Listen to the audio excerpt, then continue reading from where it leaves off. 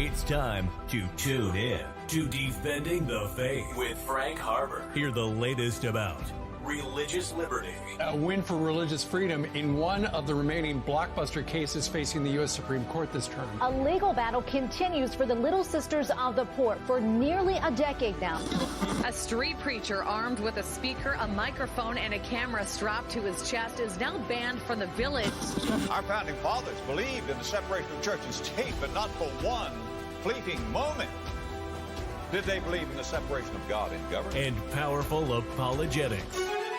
Are you prepared to defend the faith? I'm convinced unless we trust in God, this nation is finished. We're facing a new kind of enemy. We're involved in a new kind of warfare, and we need the help of the Spirit of God. 3, 2, 1. Welcome to another episode of Defending the Faith. I am Frank Harber. I am your host. I am the president and chief legal counsel for Defending the Faith Alliance, and I am a religious attorney. Our alliance defends the faith. We defend Christ. We defend churches. We defend Christians all across the country and help them maintain their ability to speak truth to the world. One of the big things that we do is that we help churches. And so we have a new thing called Church Shield that you might want to tell your church or pastor about, where we cover the 8 core documents of the church, things like articles of incorporation, bylaws, making sure that the proper language is in there so that your church can have religious freedom and religious autonomy, so that you don't have to compromise on your church's beliefs concerning things like marriage and weddings and other things that you would do at your church. It's very, very important. And so we cover all the documents and make sure that a church is provided for. Also, one of the things we do is we also provide free wills for people in these churches and give them the opportunity to leave a bequest to their church if they so incline. But the wills are free to any of our Alliance church members. If you're not a member of one of our Alliance churches and you want a free will, you can still get one with us, and you can join our Shield program. And we have several Shield members, and we would love for you to be a part of it and help us protect religious freedom across the country. You can find out more about that at defendingthefaith.law. So right now we're going to join our program in progress, and we pray that you will be blessed by what you hear next. Welcome to another episode of Defending the Faith. I am Frank Harber. I am your host, and I am the president and the chief legal counsel of Defending the Faith. Defending the Faith Alliance. We defend the faith. We defend the faith in courts. We defend the 3 C's. We defend Christ, churches, and Christians. And we have active cases across the country. We represent mostly churches.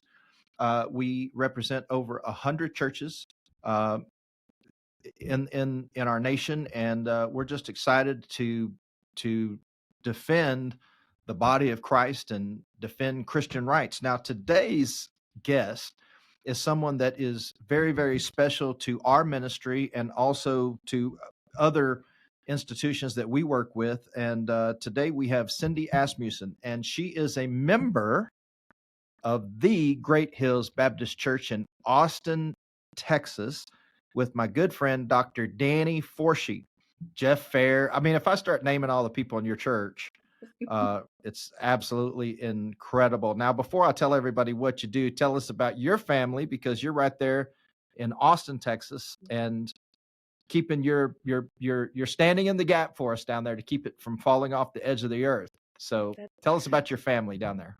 Sure. Well, I've been married to my wonderful husband for 33 years, and I have a 31-year-old son and daughter-in-law and 2 beautiful grandchildren. And I have a 28-year-old and a 27-year-old and a 12-year-old at home still. So we're busy. Oh, wow.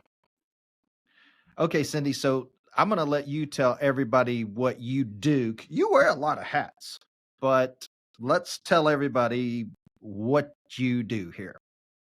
Sure. Well, so I've been the public policy advisor to the Southern Baptist of Texas Convention since 2015. And I've also volunteered with Concerned Women for America since the year 2007. And so my main role now, though, is a public policy advisor for the convention.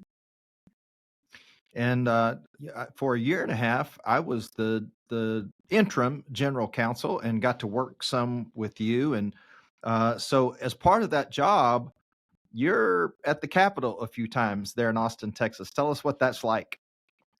Yeah, so it's just a lot of relationship building and advocating, for our resolutions and what we stand for in our convention, and just preserving and protecting religious freedoms and life and marriage and all of the things that are important to our churches. So, some people say that Christians shouldn't be involved in government. What would you say to that? Well, I think God thinks it's pretty important because it's one of the three institutions that He created. He created the institution of the family, He created the institution of the church, and He created the institution of civil government. So, if we're going to expect that government is going to punish the wicked with the sword and reward those for doing good, then we need to make sure that they know what good is and what wickedness is. So that's part where we come in. We help to make sure those things are defined biblically according to truth, according to absolute truth, and that's what we do. We speak into that. God's always had people throughout history speak into civil government. He's had his prophets, his leaders, and so it's very important that the church brings their voice and that our voice is heard in civil government as well. Well, we are so glad to have you on the show today. And we're going to talk about something that maybe our listeners have not heard of or they don't know what it is, but it's called social emotional learning. And so I want you to tell us what that is, break that down, and kind of take us on a journey here and inform us and educate us. Sure. Well, social emotional learning, or for short, SEL, it's a shift away from academics to non-cognitive social skills of values and attitudes and beliefs, and they're based on subjective and many times divisive issues of race and biases, gender ideology, and identity issues. And this terminology came from a group called CASEL, CASEL, and that stands for the Collaborative for Academic, Social, and Emotional Learning out of Chicago, Illinois. And in 1994, they had a meeting with educators and researchers and child advocates, and they said that school has to be a place that all Christians, I'm sorry, not all Christians, that all children, that their social emotional learning needs are met, that this is the missing piece in education, that the schools would attend to all of a child's social emotional learning. And this is where this term was really born, was in the early 90s. And so CASEL, it is, if you look on their website and all of who funds them, they are funded by radicals like Bill and Melinda Gates Foundation, Novo Foundation, John Zuckerberg Initiative, and other groups that really seek to undermine our traditional values and just really the ideals that have made America great. They lobby all state legislatures. They lobby Congress as well to get taxpayer money to implement SEL in all the schools. And it's currently about a $1 billion industry.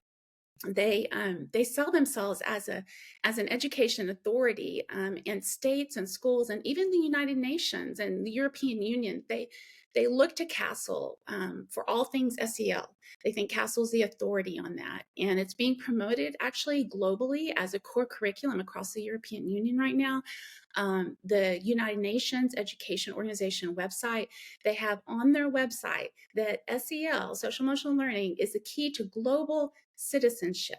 So this got on my radar in 2015 when an Austin ISD teacher, she came to me and she said, For the last 9 years, we've always had professional development classes on core subjects like, math and literacy and science, but these have been replaced with 6 hours of Welcoming Schools curriculum that has been written by the Human Rights Campaign. And for those who don't know what the Human Rights Campaign is, it's the nation's largest LGBT lobbyist in the nation, and then they also lobby for it around the world. But we got a copy of the Welcoming Schools curriculum, and all the lessons they were on, like the beauty of homosexual love, viewing students more as being gender neutral, watching LGBT videos and children's books, and how to describe these issues to children, and what is approved and unapproved speech. Now, this is back in 2015, before a lot of this began to really become more mainstream in our schools. And I had looked on the bottom of the curriculum, and it said that it was part of the social emotional learning, the SEL department of the district, of the school district. And I had never heard of social emotional learning. I'd never heard of SEL before. And so I pulled up that district website, that SEL website, and on it, there were pictures of Pride Week for K through 12, students and teachers celebrating it. There were pictures of Eastern religious mindfulness yoga meditation practices for kindergarten. They had pictures of that up where they were, doing that in class. They had curriculum recommendations from programs, many which promoted comprehensive sex ed. And so, and just kind of looking further at the department, at this SEL department, I found that they were about a $20 million funded department. And a lot of that money was coming from left-wing groups, not friendly to traditional values or America. And that Austin ISD was actually doing this as a pilot program for Castle. And now it's hard to find a school in America that's not using SEL. That's how extensive it has come from 2015. But with this focus being on subjective and non-cognitive attitudes and values and beliefs, with this shift that's really away from core disciplines and traditional education, this adds a lot of burden onto teachers because they're not psychologists, and it also reduces classroom instruction time. I know this firsthand because my daughter was in a public school in second grade, and they had SEL time each day allotted for 45 minutes. And SEL was also interwoven into other subjects. But, never mind that she could not read or write or, do math, but they were using 45 minutes a day for groupthink and for online diary journaling of the children's feelings. And so kind of what SEL involves is what Castle defines as 5 core SEL competencies. These are what is the main hub of SEL. And what Castle says the main competencies are social awareness, self-awareness, self-management, relationship skills, and responsible decision making. And Castle defines social, sometimes it's like you look at those and you think, well, those don't sound bad, but it's how these are being promoted and defined by Castle is the problem. Social awareness is defined as diversity and inclusion and societal change. And self-awareness is being defined as encompassing identity and gender issues. And self-management is being described as just examining our implicit biases or, practicing anti-racism. And relationship skills, this is where a lot of the LGBT and comprehensive sex ed issues are being brought in. If your audience has not seen the Mind Polluters documentary, I would highly recommend that. They can watch that online. It's a documentary describing how comprehensive sex ed is being taught in our schools. And then on responsible decision making, that's the one that, sounds the most neutral, but it's actually being promoted in many of the Castle approved SEL programs as the context of, being responsible with climate change and environmental justice and responsible for your sexual choices and the school climate, the climate of the school, which is, making sure no one's ever offended. And so CASEL's ultimate goals, though, and they say all of this. This is not something that I had to, it's not something that's a secret. You can go and you can find this information for yourself. But CASEL's ultimate goals of these 5 competencies are to lead a student's personal beliefs to transformative cultural humility, which includes what they call distributive justice and collectivism and pluralism and diversity.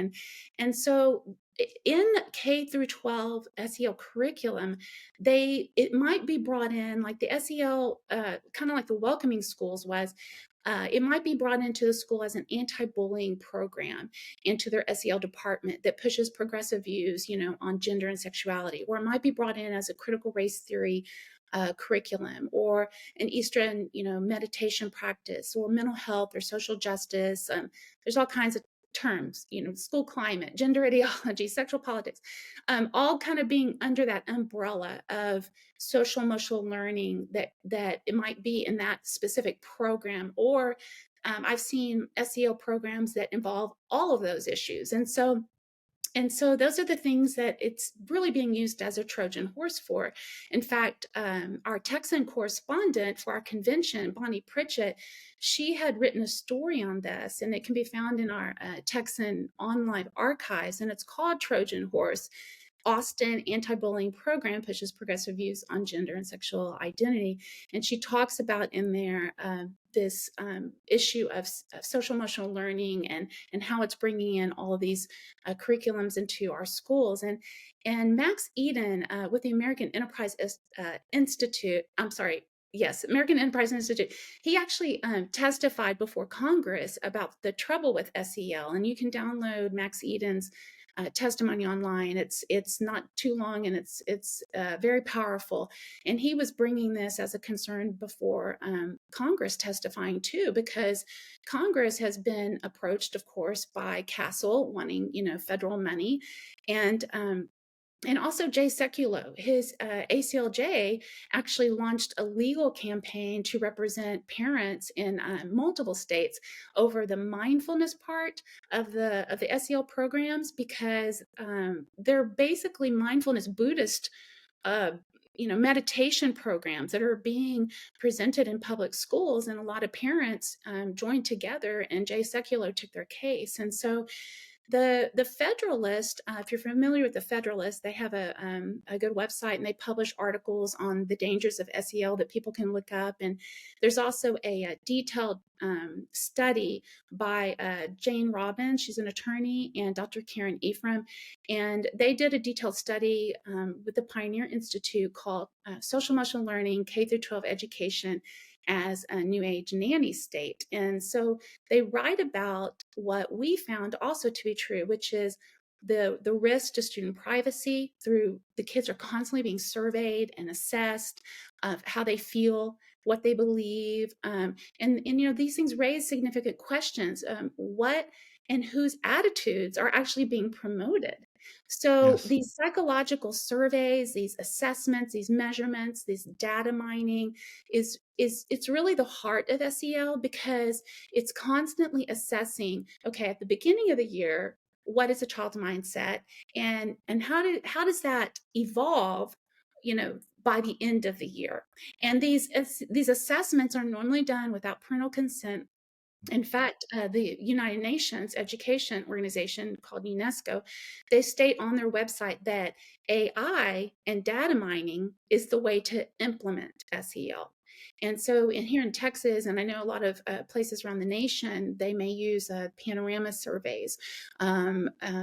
And so there's all kinds of different companies and people out there that are pushing the surveys and assessments, but it's hard to find a school these days that are not using surveys and assessments. I mean, there may be, but I don't know of them. Many schools are also using student dashboards. These dashboards follow the child to adulthood with any social, like any psychological or social profiling that's been created, and there are behavioral scorecards from these surveys on the children, and I've seen these surveys. In fact, I have a friend in Houston who's putting together a notebook of all the surveys that we have come across and been sent from the last couple of years, she's helping to put together that notebook so we can show those. But also we've had parents down at the Capitol testifying to these and telling the legislators what their children are being assessed with. I mean, questions like, if you're angry, can you control your anger? You know, and this is not just, we're not just talking about high school kids either. We're talking about down to the kindergarten level. You know, if you're angry, can you control your anger? Are you sad? You know, are you stressed at home? How would you describe your home? Has anyone in your family been in prison, or do they have mental health issues? Have you ever been spanked? You know, I've seen some of these assessments. Have you ever been spanked? You know, what gender do you describe yourself? That question's always on there. What gender do you describe yourself? There are racial questions. There are emoji apps like Rhythm that ask how you feel, and some teachers are using that every day. They're asking the child to point to an emoji to tell them how they feel. And you know, this is very invasive. I mean, children should not be probed. This is actually known to be traumatic for children. It can even open up wounds maybe that are trying to heal, or can put a family in danger of child welfare services being called, because kids can say all kinds of things. We know that. And I think that if something like this would have been around when we were growing up, I mean, who knows what would have happened? You know, when we went to school, that was a time for just kind of a break from any problems you had at home, and you just wanted to go to school and have a break and study and learn and be with your friends and have fun. And you know, no government should be engaged in thoughts or attitudes or beliefs or data mining of our children. Something else that's a huge part of SEL. And Cindy, Sure. So one of my concerns as I'm listening to this is we're talking about minors. I mean, if they're mining the data, they could be tracking the data. And if they're tracking that data through the child's whole entire life, then they could be trying to alter their beliefs and alter their course, or potentially discriminate against them for future education, employment. So, I mean, this is really scary what you're saying. Well, and I think that we should be very concerned about it. We've brought these things to our legislators many times. Many of us have come down there. We've talked with our elected officials.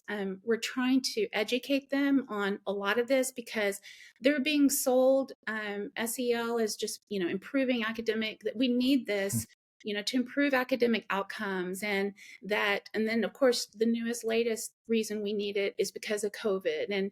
And you know, so, and somehow we think that it's our job to probe into children's lives, that, you know, it's almost like the school has become all things for the child. It's basically the vision in 1994 of Castle, which is that the school would be the place that attends to all the child's social and emotional learning needs. And we know that that's not true. That should not be that way. Schools should be teaching, and I'll get to that in a minute, of what actually is some of the outcome of all the years of doing these kinds of you know, experiments and programs in our schools.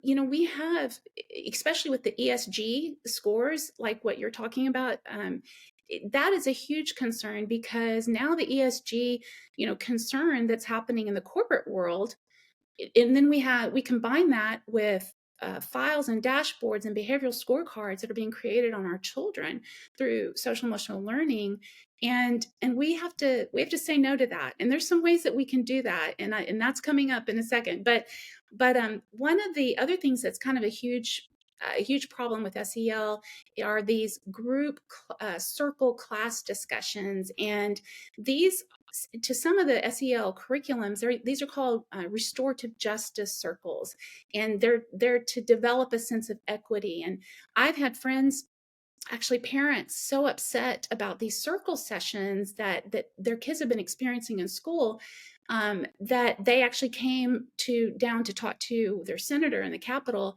And what's happening is they're having this circle classroom time, and the kids are expected to express their thoughts and their feelings. And when they did, it just it caused more peer pressure and more bullying, like on the playground, because maybe a boy said something that was, I don't know, a little too, not so boyish or whatever. I mean, it's created all kinds of Yeah. issues. And, children should not be sitting in a circle, sharing their feelings and airing family dirty laundry. They should be at school having fun and learning. That's what schools are supposed to be for, is learning. So I want to kind of take us back for a minute, and I think it's important that we do this, that we kind of go back and in American history and kind of look at our education system. David Barton, whom I think David Barton, he has a great short book called 4 Centuries of American Education, and in that he details that religion and morality and knowledge actually formed the core elements of American education for 4 centuries. And we know it was a known fact that our education system was once the envy of the world.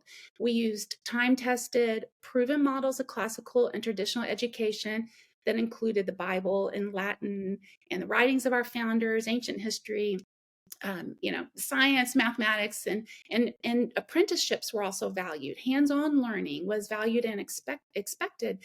And what happened when you go back and you look through some of the history of our education system in the late 1800s and early 1900s in America, there was a rise of atheism and Unitarianism.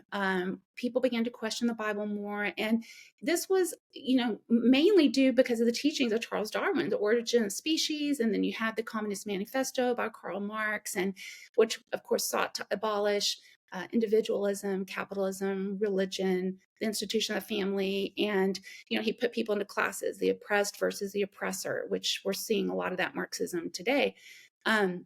And during this time, the late 1800s, early 1900s, there was an atheist and socialist named John Dewey. He was very influential with his writings at Columbia University. And he had a vision for schools that actually schools would be used as instruments for reconstruction of society, guiding our schools away from that biblically based past and toward that a more secular future, undermining any liberty or independence. And Dewey even said that children, he's quoted as saying, children who know how to think for themselves spoil the harmony of the collective society. And so basically, do away with individualism based on Judeo-Christian principles, replace with controlled groupthink. And so these thought patterns of, secularism and collectivism in our schools had begun to slowly creep in. And then we fast forward to June 1962, the U.S. Supreme Court declared prayer in public schools unconstitutional.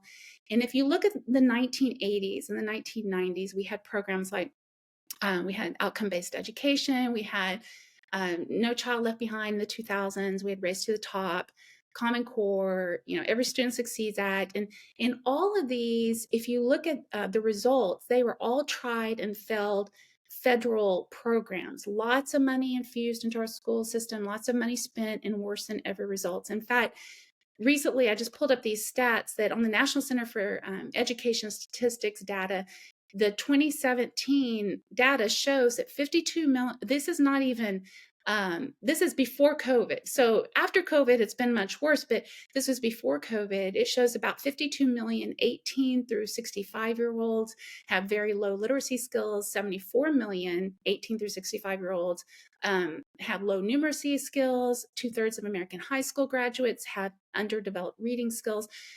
Almost half, and this may shock some people, it may not, but almost half of U.S. adults can't understand labels on prescriptions. In fact, there's been a huge marketing campaign by the FDA to try to get prescription labels more understandable.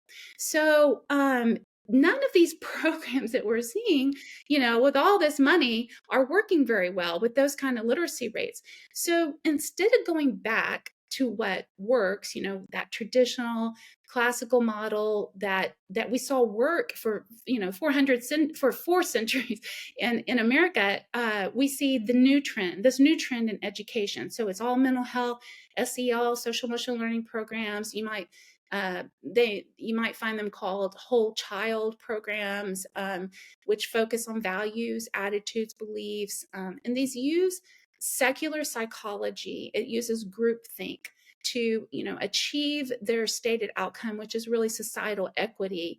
And it's sold, of course, to all the legislators and elected officials as, well, we just really need this for improved academic outcomes. And so what is even more kind of interesting is that Castle they're not just SEL at school either. Their vision is for all parts of society. So on their website, they have a chart, and it lists that at social emotional learning, they want to see not only in the schools, but families, communities, workplace. They have SEL programs for the workplace.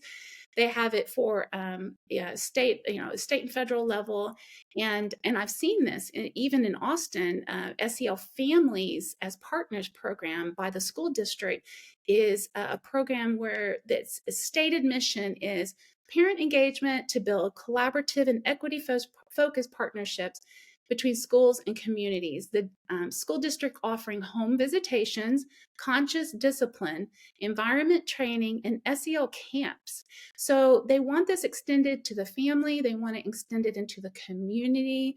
And what I see from that is, well, the church is supposed to be the pillar on every corner, right? The church is supposed to influence community values, but many of these schools are coming in and trying to say, no, move over, we can do this.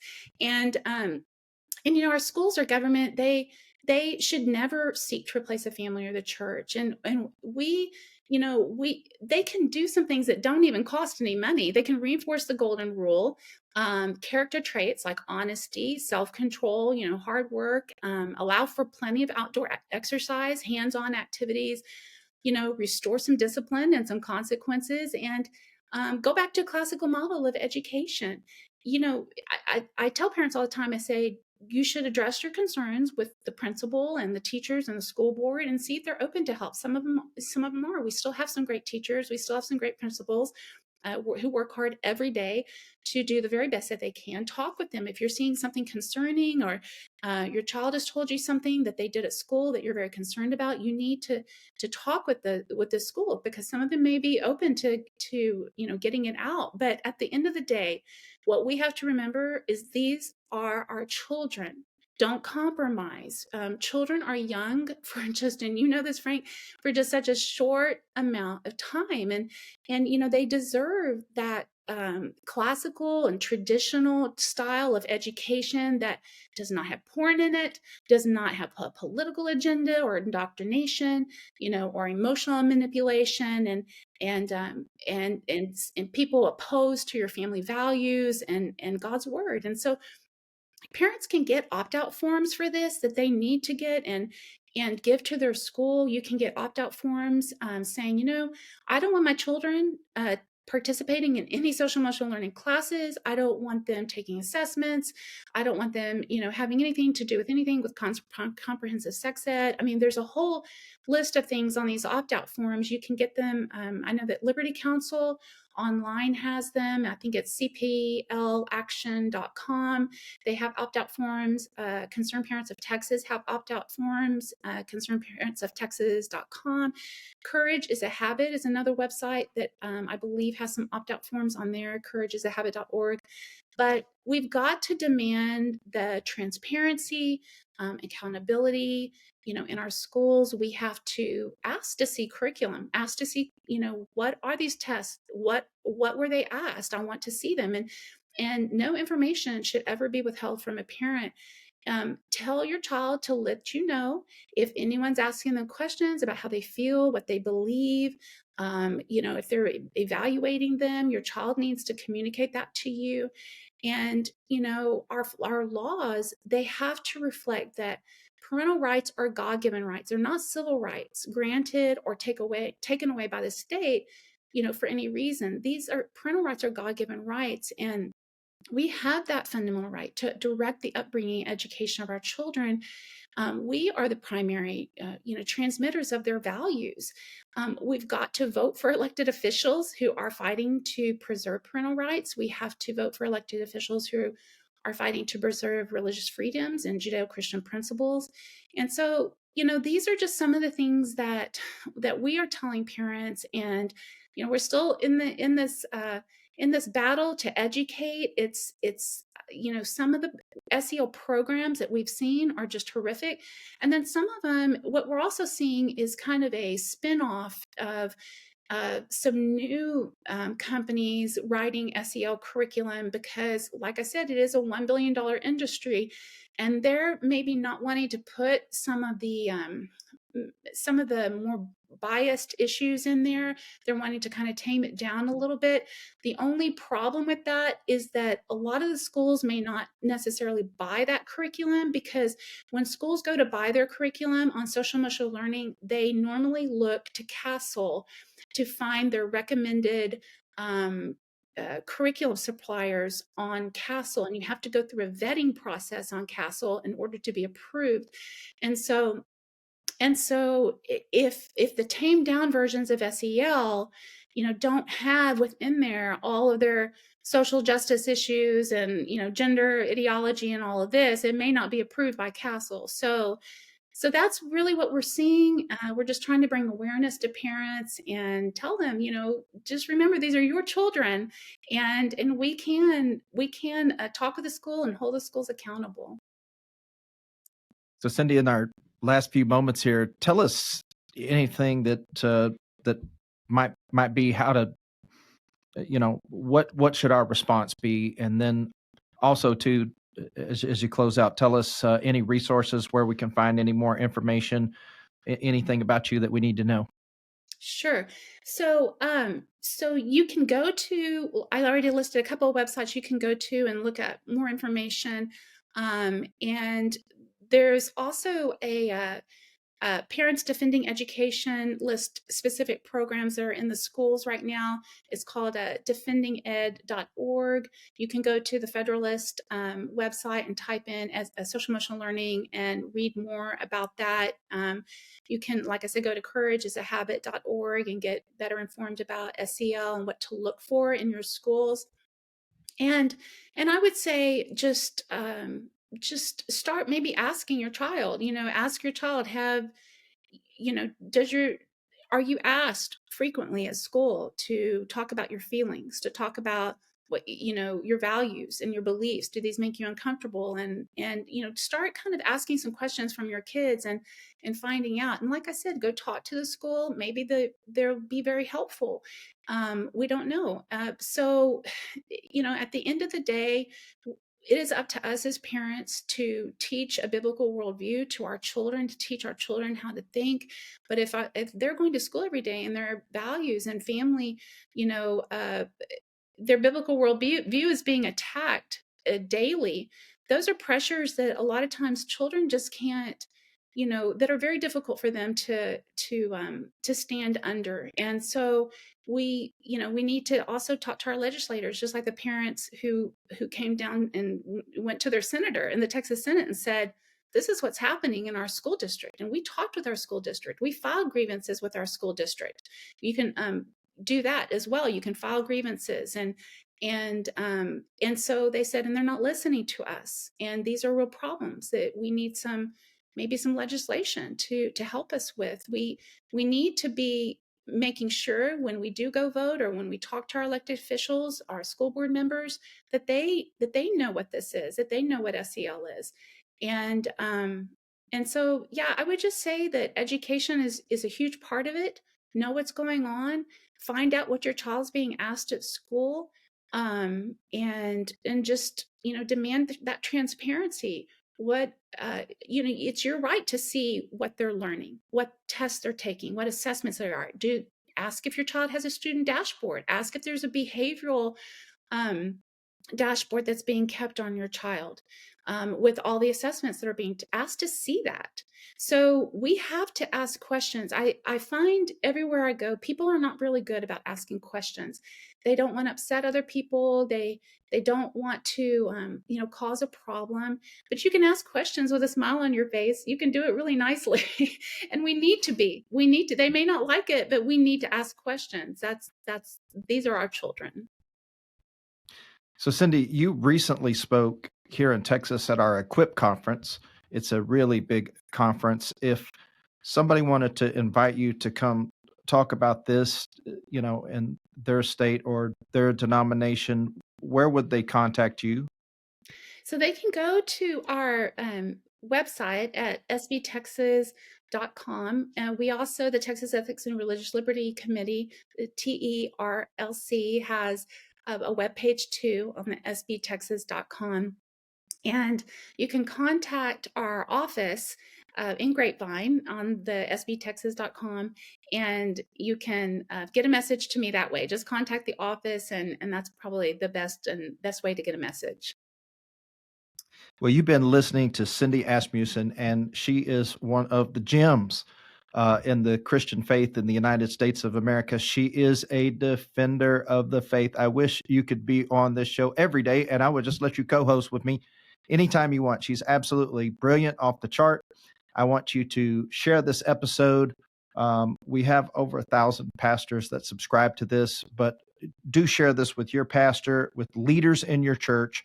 We need them to know this. And I will tell you that I'm in this battle all the time. And I learned many, many things today, listening to my sister Cindy speak, and just it's almost like a wake-up call today for me. So I know that if I learned several things today, that every single person probably that hears this episode is going to learn some things about SEL. We need to get the word out. Share this episode with all your friends. God bless you, and we will see you in the next episode of Defending the Faith. Well, God bless you, and thank you for tuning in to this wonderful episode of Defending the Faith. If you want to find out more about us, go to www.defendingthefaith.law. And there you can find resources about why Christianity is true, how to know God exists. You can find out about our SHIELD program and join us and become a partner with us. And one of the things that happens out of that is you could get a free will and leave a legacy. And, so many people, they don't have wills. And so it's one of the things that we do make available to our SHIELD members, to our church SHIELD members, and also to our SHIELD members who are partners with us in our ministry. We pray that you've been blessed, and we will see you in the next episode of Defending the Faith.